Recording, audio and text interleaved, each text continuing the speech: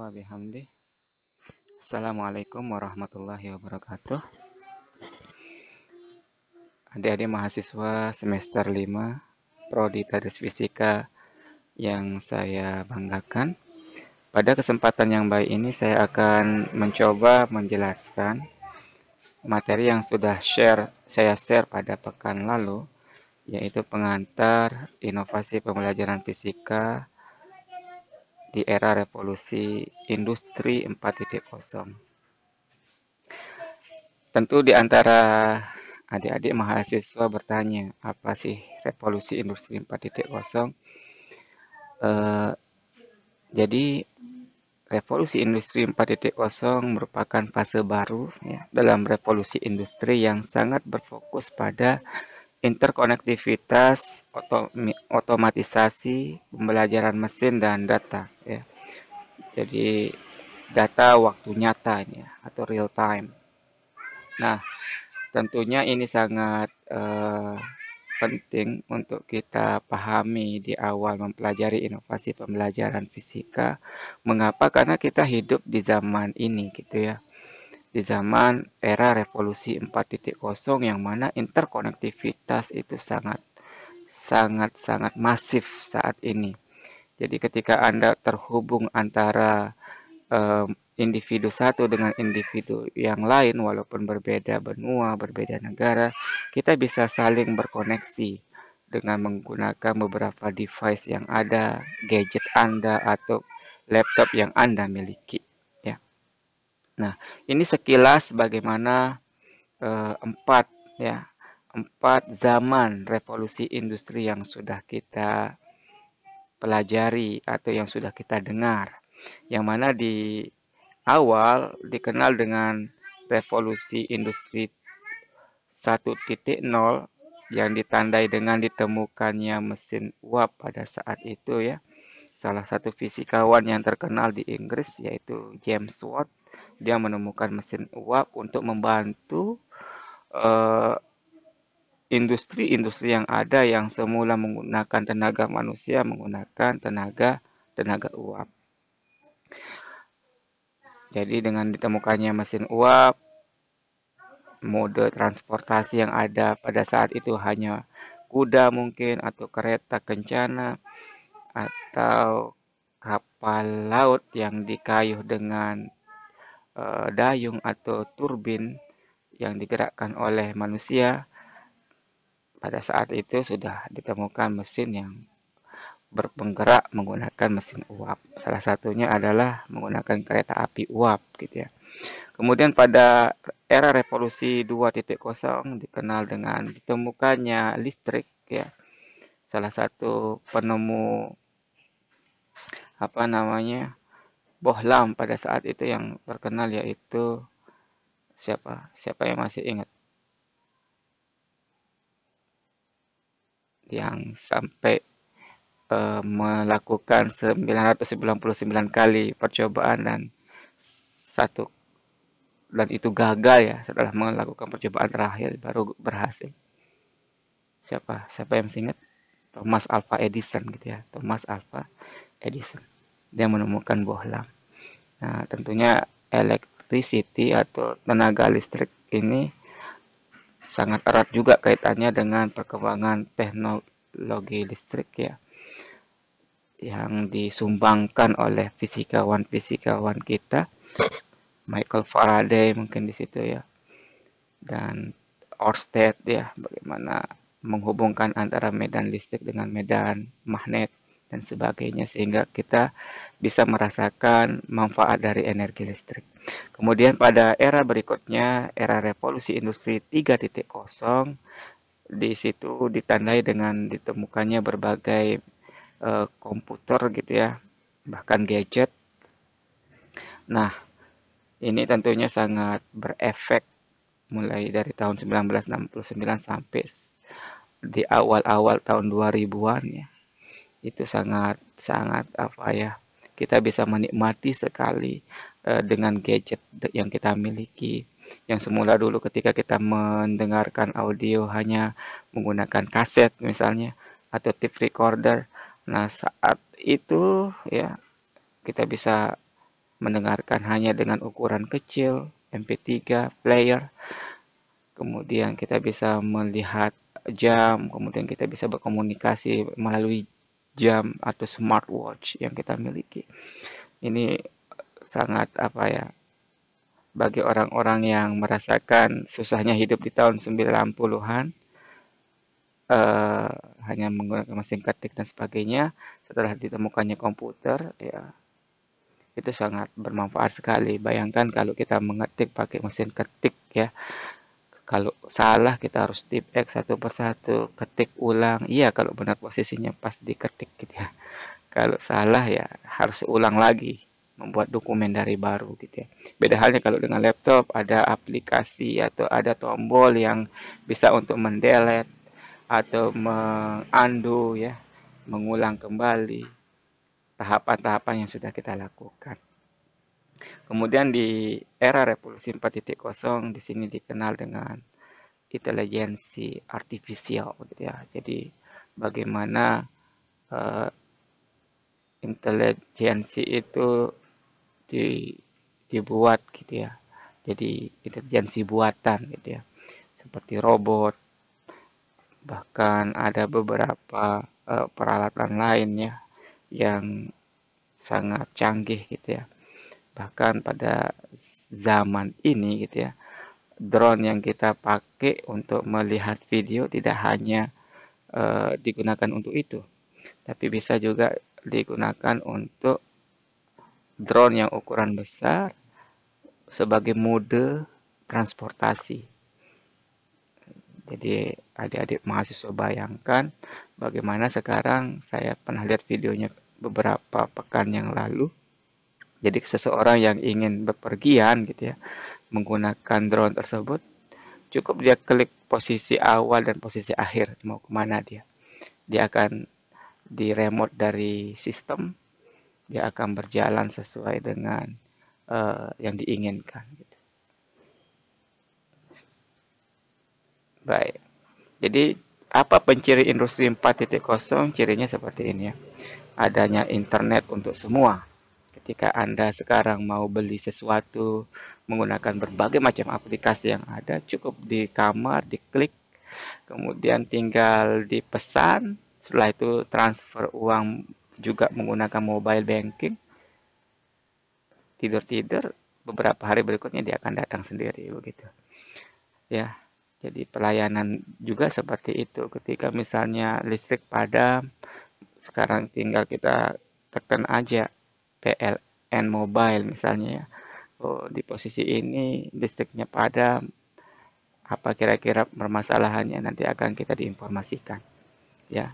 Jadi internet untuk semua sekarang. Jadi masyarakat juga sudah bisa mengakses internet untuk segala macam keperluannya ya. Bahkan kalau paket data mati pada beberapa jam saja, semua hal yang kita kerjakan menjadi amburadul. Contohnya ketika kita belajar sekarang menggunakan metode daring online gitu ya. Ketika jaringannya ngadat atau tiba-tiba putus di jalan, itu sangat menyakitkan ya. Jadi semuanya saat ini diatur dengan cyber physical system ya. Semua diatur dengan jaringan. Nah, jadi semua sekarang kita lihat di ilustrasi gambar ini, ketika kita ingin pesan tiket kereta, tiket pesawat, atau mobil bukan mobil HP gitu ya, mobil bis dan sebagainya, cukup dengan HP saja. Atau bahkan beberapa peralatan gitu ya, misalnya lampu, bisa kita knob atau remote dari jauh, mati sendiri, nyala sendiri gitu ya, dengan jaringan yang ada. Headset apalagi, headset yang saya pakai ini, headset Bluetooth ya. Jadi wireless tanpa kabel juga bisa dipakai saat ini. Ya. Bahkan kita ngeprint misalnya laptop kita sekarang ada di rumah, yang penting printer di kampus nyala, kita ngeprint dari sini, selama kertasnya sudah tersedia di sana, bisa kita on kan gitu ya. Saking canggihnya zaman saat ini. Jadi kita harus berusaha untuk adaptif. Adaptif itu bisa menyesuaikan, tentunya dengan memfilter beberapa dampak negatif juga sesuai dengan culture atau budaya yang kita miliki, gitu ya. Nah, tadi cyber physical system itu merupakan sistem kolaborasi elemen komputasi yang mengendalikan entitas fisik. Jadi beberapa benda yang ada sekarang bisa dikendalikan atau di remote gitu ya sama komputer, bahkan jaringan gitu ya. Ketika Anda sekarang misalnya ujian ya, ujian online bisa di remote dari jauh. Kapan ujiannya dilaksanakan, kapan ujiannya dimulai, bahkan ketika terdapat kecurangan kapan bisa di off-kan atau di stop ujiannya. Nah, ketika tidak ada kecurangan baru bisa dilanjutkan dan sebagainya. Ya, jadi semua dikendalikan oleh kolaborasi elemen komputasi. Nah, ini adalah beberapa ilustrasi bagaimana sekarang bergeser gitu ya. Yang dulu mungkin dikerjakan oleh manusia, tapi sekarang oleh robot yang sudah diotomatisasi gitu. Jadi sudah diatur sedemikian rupa sehingga cukup dengan robot yang ada di sini bisa mengerjakan, bisa menghasilkan beberapa jenis produk yang diharapkan, diinginkan. Nah, ini adalah ciri dari revolusi industri 4.0 atau produk yang bisa dihasilkan gitu ya. Ada processing big data gitu ya. Bagaimana memproses data yang banyak gitu ya.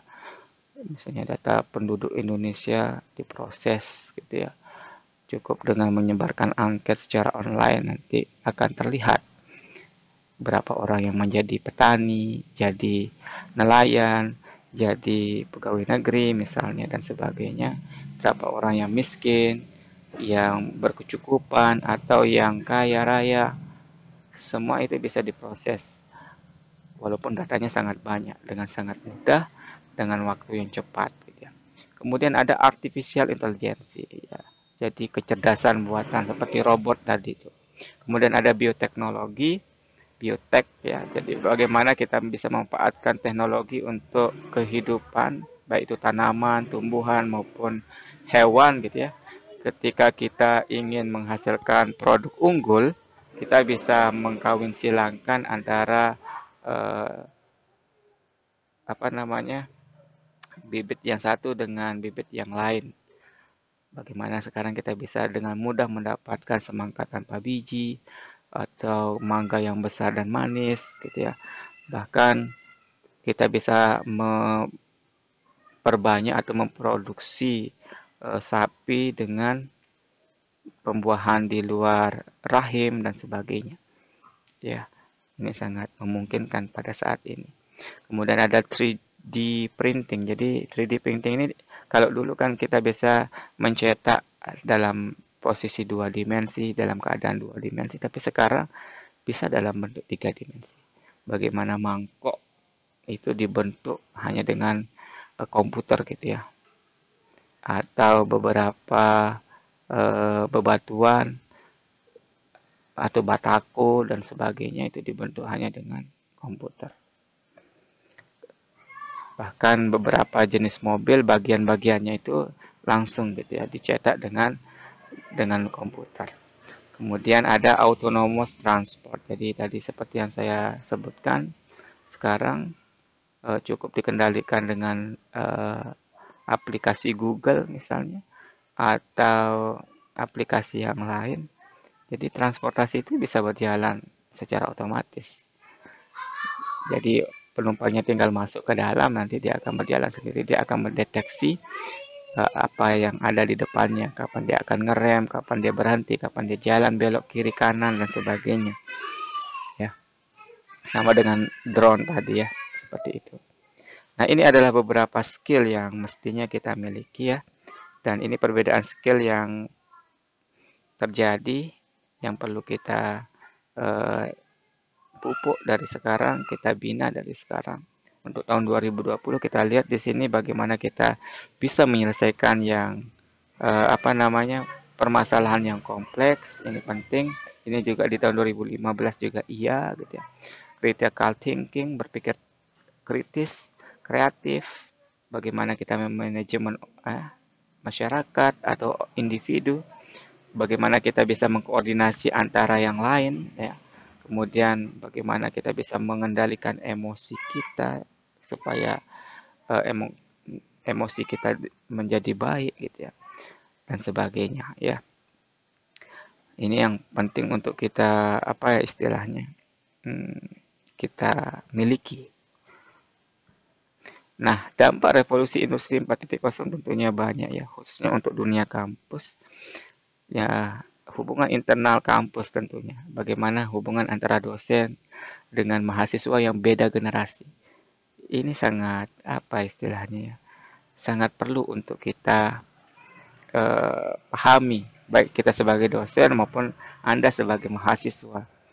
Tentunya akan baik ketika kita menempatkan diri kita tepat pada posisinya gitu ya. Oh, saya mahasiswa, oh ini dosen senior, bagaimana saya harus berkomunikasi yang baik. Biasanya kalau dosen senior itu karakternya harus disiplin, beliau biasanya tegas, kalau ngasih nilai A ya A, D ya D gitu. Kemudian ini ada dampak sedikit tentang merekrut pegawai baru karena banyak sekali sekarang aplikasi-aplikasi yang mengganti peran pegawai. Jadi misalnya dulu ketika kita mengurus siakat gitu ya, ketika zaman di atas saya, mungkin kalau saya sudah mengenal siakat, jadi mereka mungkin harus ngisi KRS secara offline gitu, secara manual, diserahkan ke pegawai dulu, dicek sama pegawai baru diserahkan ke dosen untuk validasi dan sebagainya. Tapi sekarang cukup dengan membuka internet, kita buka aplikasi Sima atau Siam gitu ya, pada siakat UIN Mataram. Tinggal kita isi KRS yang kita ingin program, kirim ke dosen, gambarnya tinggal dosen kalau setuju ya tinggal divalidasi. Nah, ini adalah dampak-dampak ya adanya revolusi industri 4.0. Kemudian tata cara pengelolaan dan evaluasi juga iya. Misalnya dosen sekarang kalau mau mengasih nilai ya mungkin tidak perlu melihat langsung.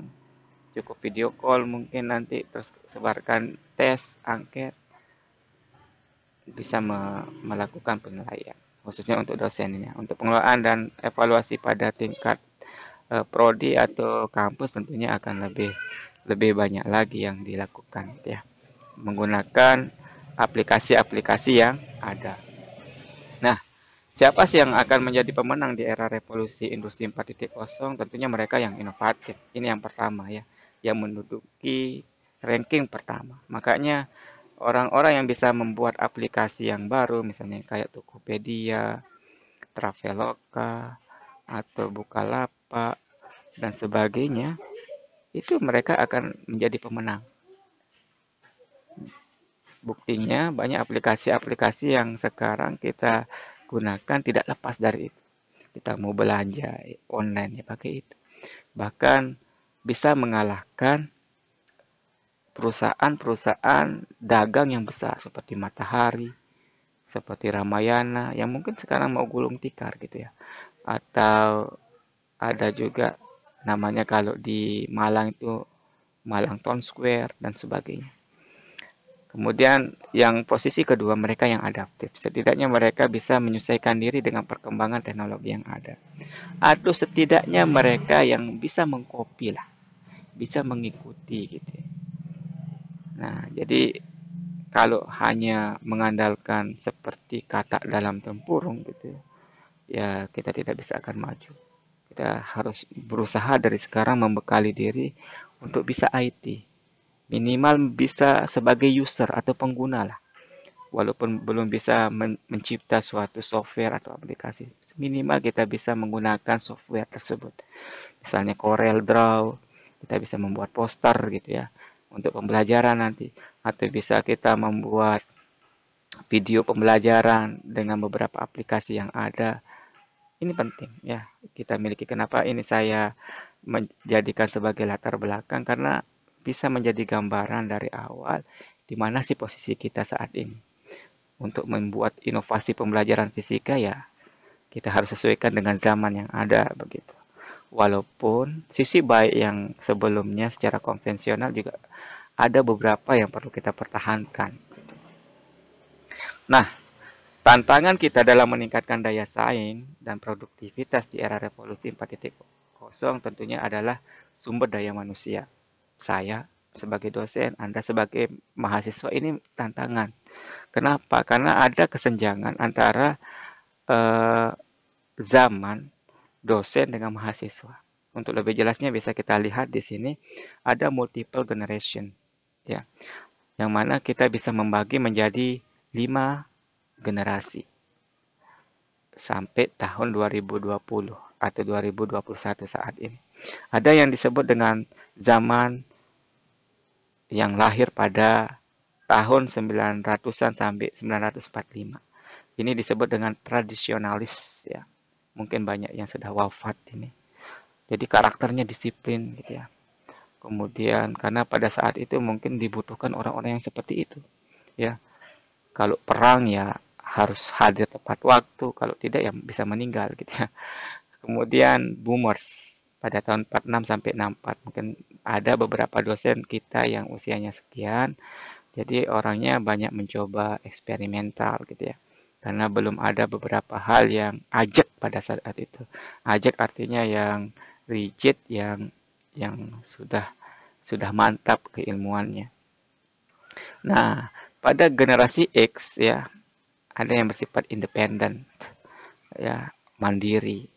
Kemudian milenial seperti saya yang mediasi. Kalau independen biasanya eh,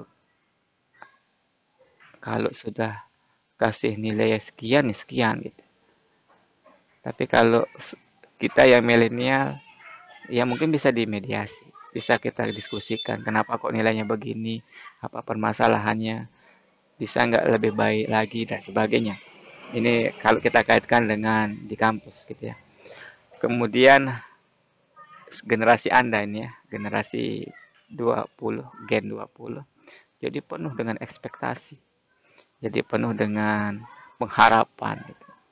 Karena bersifat intuitif. Jadi Anda itu sekarang imajinasinya tingkat tinggi gitu ya. Sudah terbiasa melihat apa namanya? Video-video atau device yang ada di laptop atau gadget Anda gitu ya. Beberapa hal yang menimbulkan imajinasi tingkat. Nah, pengelompokan secara umum dari beberapa yang generasi yang ada tadi bisa kita kelompokkan menjadi dua. Ada digital imigran sama native ya. Digital native. Singkatannya DI sama DN saja biar gampang gitu ya. Nah, ini cirinya. Kalau yang digital imigran ini kan dia yang semula belum ada apa ya? Belum ada gadget, belum ada laptop, belum ada komputer. Dia berusaha untuk menyesuaikan gitu, ya, mengadopsi gitu ya. Jadi dia biasanya berusaha untuk ke sana. Tapi tentunya beda halnya kalau dengan orang-orang yang lahir pada era digital. Ya, dia langsung bisa buka HP, bisa buka laptop, begitu. Anak zaman sekarang mungkin lebih handal dibandingkan bapak-bapak yang sudah tua gitu. Ketika buka gadget 2 tahun saja sudah bisa main game. Ya, anak saya yang 3 tahun itu sudah mahir sekali buka gadget. Mau cari video yang dia inginkan, kalaupun dia belum bisa mengenal huruf ya tinggal dia rekam. Apa yang dia ingin cari, dia bisa apa namanya? Tinggal rekam saja. Misalnya baby bus, nanti baby busnya keluar videonya. Tinggal dia klik gitu. Kemudian yang berikutnya beberapa cirinya ya kalau orang yang digital imigran kalau misalnya tidak tahu sesuatu ya dia nanya ke orang gitu ya. Kemudian sifat pembelajarannya juga berpikir apa namanya pembelajaran yang logis. Sementara pada digital native dia bersifat pembelajar yang intuitif gitu ya. Pembelajar yang penuh dengan imajinasi. Kemudian biasanya kalau digital imigran dia fokus pada satu tugas pada waktu yang sama, sementara pada digital native dia multitask. Jadi dia bisa mengerjakan sesuatu tugas pada waktu yang sama gitu ya. Kemudian kalau orang-orang yang digital imigran ini eh, dia lebih banyak berinteraksi dengan manusia yang lain ya. Sementara kalau digital native lebih asik dengan gadgetnya, lebih asik dengan laptopnya ya. Bahkan kalau dia berinteraksi sosial lebih asik buka FB, buka WhatsApp, Instagram, Telegram, dan gram-gram yang lain begitu. Oke. Kemudian untuk yang digital imigran cirinya, dia mendapatkan informasi biasanya dari newspaper ya, biasanya dari surat kabar, koran dan sebagainya. Tapi kalau digital native, dia bisa mendapatkan informasi dari segala macam multimedia lewat internet, lewat website, lewat apalah gitu ya, video dan sebagainya. Ini ciri khasnya. Nah, tadi sempat sudah kita singgung ini ya. Jadi orang-orang yang digital native itu biasanya dia mendapatkan informasi dalam waktu yang sangat singkat. Misalnya ada gempa ya, tinggal dia langsung saja lihat posisi gempanya di mana, langsung buka aplikasi BMKG. Tapi kalau orang tua mungkin harus nanya orang dulu di mana ini gempanya, apa yang terjadi kok bisa, harus nunggu surat kabar besok dulu baru dia baca, begitu ya. Ini beberapa hal yang ciri ya dari digital native sama digital imigran. Atau yang terakhir saya jelaskan, jadi prefer game to serious work. Kalau yang digital immigrant have greater need for private and personal space for introspection. Nah, kalau kita lihat di sini ya beberapa uh, perbedaannya tentunya sangat sangat banyak ya antara digital native sama digital immigrants. Nah, untuk menjembatani keduanya tentunya kita harus bijak saja sebagai mahasiswa ya. Walaupun kita hidup di era digital saat ini ya, nilai-nilai agama, nilai-nilai eh, kesusilaan, kesopanan, kesantunan, jangan sampai hilang gitu ya. Karena itu yang bisa memfilter dampak-dampak digital yang kurang baik untuk kita. Sekarang kita bisa mengakses berbagai macam video, berbagai macam informasi. Entah itu kita tidak tahu, tapi mana yang positif, mana yang negatif. Nah, untuk mengetahui itu ya tentunya kita harus memperdalam agama, memperdalam budi pekerti yang baik gitu ya, untuk menghandle atau mengatasi dampak-dampak buruk dari erupsi di era digital, erupsi informasi. Jadi informasi seperti muntahan gunung gitu yang kita bisa dapatkan kapan saja, di mana saja, bahkan di toilet sekalipun yang penting kita buka gadget bisa kita lihat informasi di situ. Nah, ini gambaran ya realitas sekarang di mana seorang digital native sama digital imigran. Anggap saja bapaknya ini atau ibunya ini ya, ini seorang digital imigran. Jadi kalau seorang ibu misalnya nanya bagaimana kamu memikirkan tentang hari pertama dari kindergarten when ini orang Jerman ya atau pokoknya orang Eropa gitu ya. Nah, seorang anak ini tentunya dia akan menjawab sesuai dengan kondisi saat itu. Jadi mereka itu ya tidak punya wifi gitu ya. Beda halnya dengan si ibu ini ya, dia akan berpikir terkait dengan uh, seorang kindergarten. Ya. Kemudian si ayah juga ini bertanya, bagaimana kabar sekolahmu hari ini gitu ya? Bagaimana sekolahmu saat ini?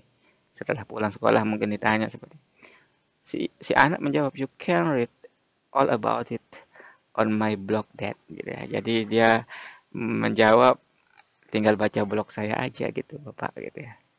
Itu ya perbedaan saat ini gitu ya. Jadi kalau Anda yang sudah kuliah gitu ya, belum punya blog ya, belajar buat blog dari sekarang. Atau belum bisa buat video, ya belajar buat video dari sekarang. Atau belum bisa menjalankan berbagai aplikasi seperti CorelDRAW untuk buat poster ya belajar. Gitu ya. Karena kalau nggak belajar, nggak adaptif, bahkan tidak inovatif dalam membuat, ya siap-siap kita akan tergilas dengan zaman gitu ya. Nah, ini adalah sering terjadi masalah antara mahasiswa dan dosen ini seperti yang saya jelaskan tadi ya. Nah, yang beberapa permasalahan yang kita hadapi takut akan perubahan gitu ya. Wajar gitu, wajar. Karena ini juga tentunya akan berdampak buruk dan positif juga ada begitu. Tinggal kita bagaimana memilah ya. Jadi kita juga, oh internet kita juga kurang Pak, gitu ya. WiFi kita juga begitu, nggak ngakses ke laptop yang di kampus atau pakai data kita ya terbatas. Ini yang kita hadapi memang ya. Kemudian menganggap metode tradisional tetap paling efektif. Padahal seperti yang sudah dijelaskan sama ahli pendidikan, tidak ada metode yang paling tepat untuk semua, gitu ya. Pasti ada plus minus. Jadi ketika kita mau mengajarkan sejarah, ya nggak mungkin kita bereksperimen seperti mengajarkan fisika. Atau belajar magnet dengan sejarah fisika, ya beda gitu. Ya, jadi metode itu akan tepat sesuai dengan karakteristik dari materi yang kita ajarkan. Itu intinya ya.